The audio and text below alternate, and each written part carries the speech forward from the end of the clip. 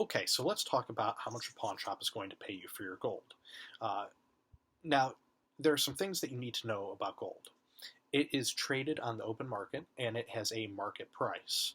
At the time of me recording this video, which is in February of 2015, the price of gold is $1,230 per troy ounce, which is 31 grams, assuming that it was 24 karat or pure. Now, most of the gold out there that you have, your rings, your necklaces, bracelets, things along those lines, they're not 24 karat. They're not pure gold. They are what's referred to as a carated metal, and that means that they're a percentage of 24 karat or a percentage of pure gold.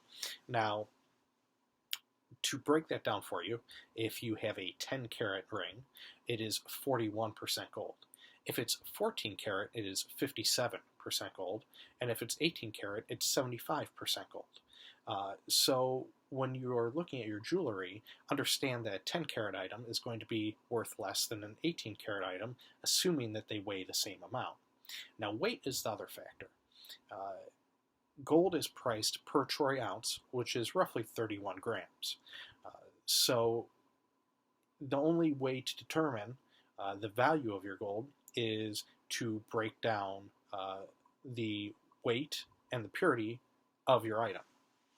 So if your ring weighed 3.1 grams, that'd be 1/10 of an ounce of gold.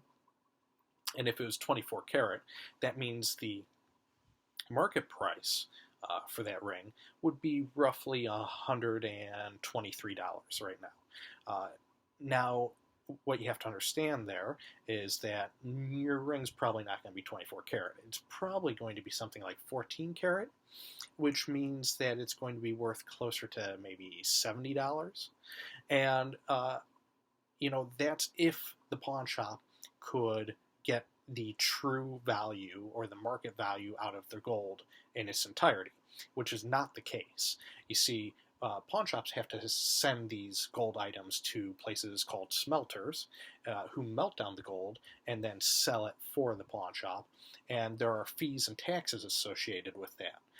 So because of that, the pawnbroker can never get the full value out of the item. It's just impossible.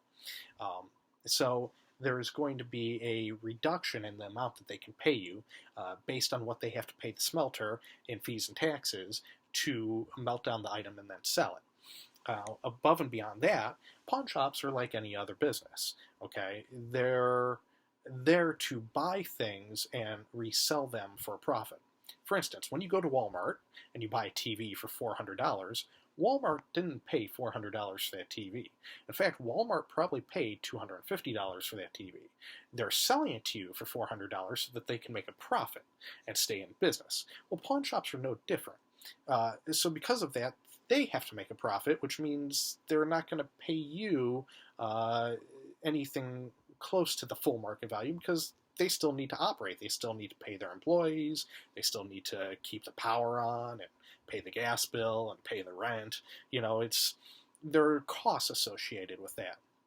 So typically, it's not uncommon for a pawnbroker to pay roughly 40 to 60% of the market value of the item.